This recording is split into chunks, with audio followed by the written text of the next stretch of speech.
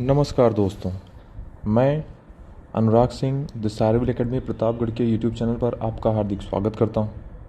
आज हम बात करेंगे नेपाल की राजनीति में आए एक बड़े भूचाल की, जहां देश के गृह मंत्री को अचानक इस्तीफा देना पड़ा।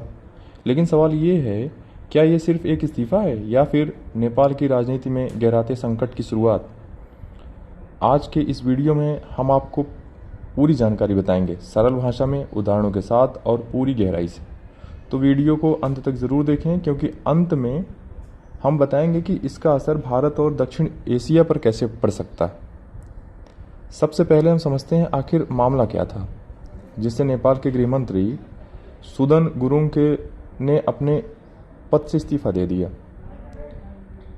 कारण ये था कि उन पर वित्तीय अनियमितताओं और विवादास्पद व्यापारी के साथ कथित संबंधों के आरोप लगे, जिनसे यह कदम उनको उठाना पड़ा।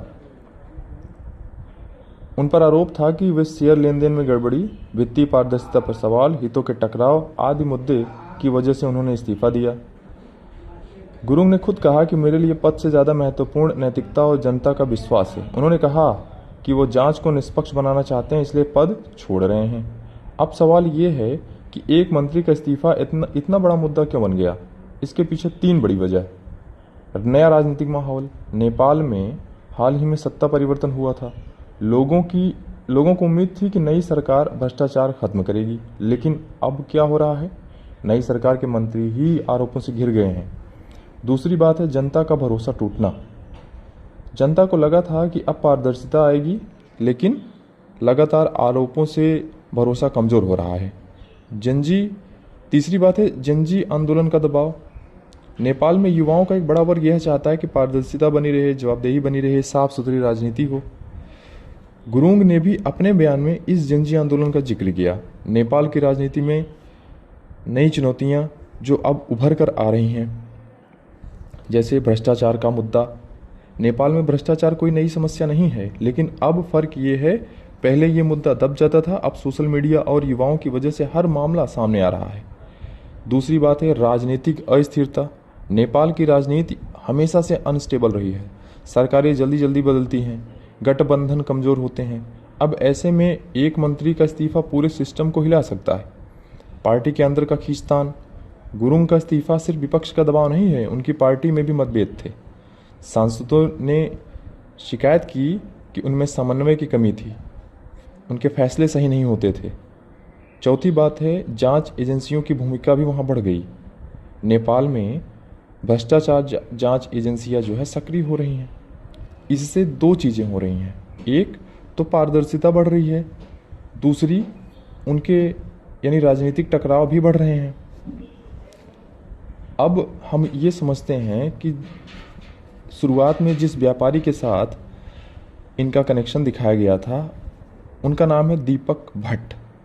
तो ये महोदय कौन है? ये महोदय एक विवादित कारोबारी हैं, जिनका कारोबार है हवाला का, अवैध लेन देन का, बड़े पैमाने पर वित्तीय घोटाले का। तो गुरुङ महोदय ने उनके कंपनी में निवेश किए। यही मामला इस्तीफे की बड़ी वजह बनी। अब समझते हैं कि इसका असर सरकार पर क्या हुआ, सरकार की छवि पर इसका असर क्या हुआ। क्योंकि सरकार अभी नई है, तो क्रेडिबिलिटी जो है इससे कमज़ोर हो रही है। विपक्ष को मौका मिल रहा है, विपक्ष सरकार को अब घेर रहा है। इससे प्रधानमंत्री पर दबाव बन रहा है, क्योंकि प्रधानमंत्री को अब यह साबित करना होगा कि वो भ्रष्टाचार के खिलाफ सख्त रुख है उनका। जनता और युवाओं की भूमिका भी बहुत महत्वपूर्ण रखती है आज की राजनीति में। सिर्फ नेताओं की ही नहीं चलती, जनता भी अपनी बहुत बड़ी भूमिका निभाती है। सोशल मीडिया का प्रभाव। अब हर खबर तुरंत वायरल हो जाती है। क्यों? क्योंकि युवा जागरूक है। नेपाल की युवा जागरूक है। वो पारदर्शिता चाहती है, जवाबदेही चाहती है, राजनीति बिल्कुल साफ सुथरी चाहती है। अब सबसे बड़ा सवाल, क्या ये बदलाव के संकेत हैं? सकारात्मक पक्ष के मंत्री ने खुद इस्तीफा दिया, उन्होंने जांच को महत्व दिया, प्राथमिकता उन्होंने जांच को दी। अब बात करते हैं नकारात्मक पक्ष की। लगातार आरोप प्रत्यारोप बने हुए हैं। वहाँ की राजनीति अस्थिर है, यानी नेपाल एक ट्रांजिशन फेज में है। भारत और क्षेत्रीय देशों पर या क्षेत्रों पर क्या असर पड़ सकता है? चूँकि नेपाल भारत का एक पड़ोसी देश है, इसलिए वहाँ की राजनीति का असर भारत पर भी पड़ता है। व्यापार संबंध, सुरक्षा सहयोग, कूटनीतिक रिश्ते, अगर नेपाल में इंस्टेबिलिटी बढ़ती है तो इसका असर पूरे साउथ एशिया पर पड़ सकता है। तो दोस्तों, आज आपने जाना नेपाल के गृह मंत्री का इस्तीफा, इसके पीछे के कारण और नेपाल की राजनीति में उभरती चुनौतियाँ। अब आपकी क्या राय है? क्या ये सिर्फ एक मामला है या फिर सिस्टम में बड़े बदलाव की शुरुआत? नीचे कमेंट करके ज़रूर बताएं।